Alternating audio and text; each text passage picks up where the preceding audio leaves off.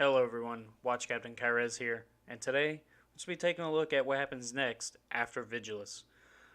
So go ahead and put out a spoiler warning. Thank you for clicking on the video. If you don't want to hear any, please click off.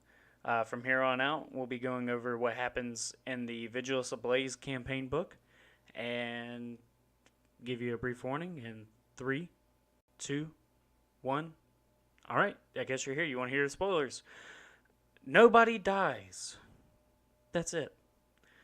Abaddon and Calgar both have their little hissy fit and fight each other. Abaddon almost kills Calgar. Calgar has a plan laid in to get rid of Abaddon's ship, the Vengeful Spirit, and Abaddon flees. That's it. That's how it ends. They say that it's not over, but there it is. The plot armor for both characters was way too strong. Neither could overcome it, and they just said goodbye. Really disappointing. I think Games Workshop really needs to start killing off some of their main characters. I really do. They need to take a Game of Thrones approach to this and just start waylaying people left and right.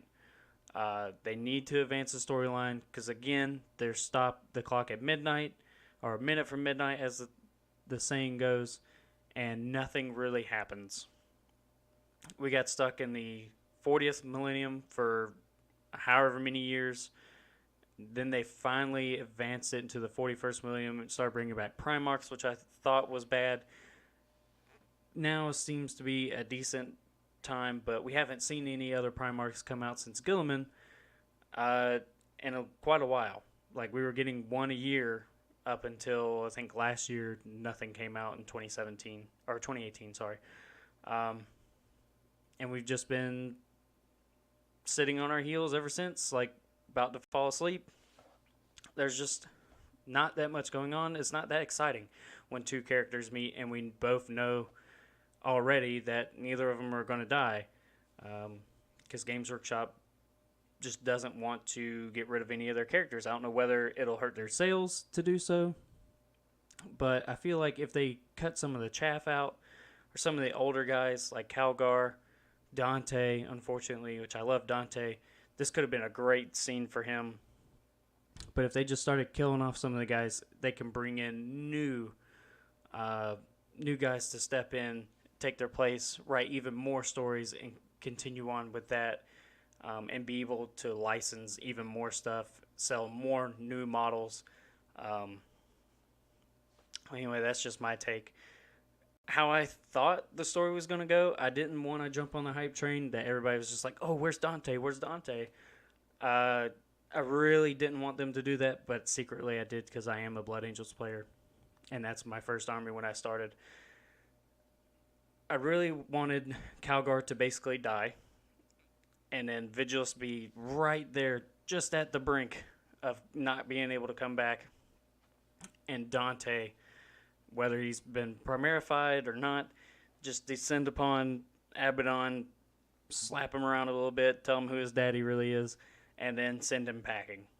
He doesn't need to kill Abaddon or anything like that, just one of them should have died.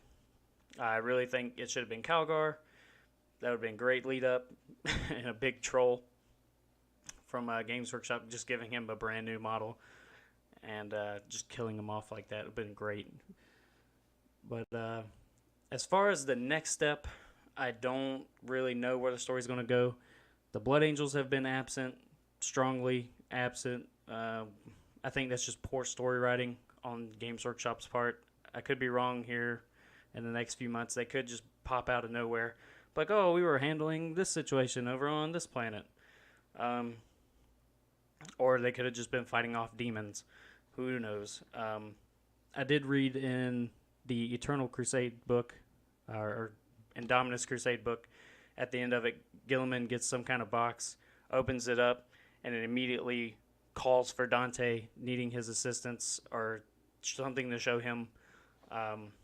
So Dante could be with Guilliman this whole time. Who knows? He could be getting the Primaris treatment.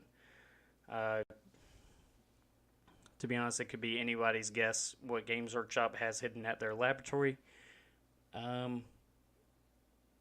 Yeah, just can't wait to see what the next campaign book is, what next two characters are going to slap each other for a little bit and then go their separate ways again. This just seems to be a recurring theme that Games Workshop likes to do. But anyways, folks, thank you for listening, and have a nice one.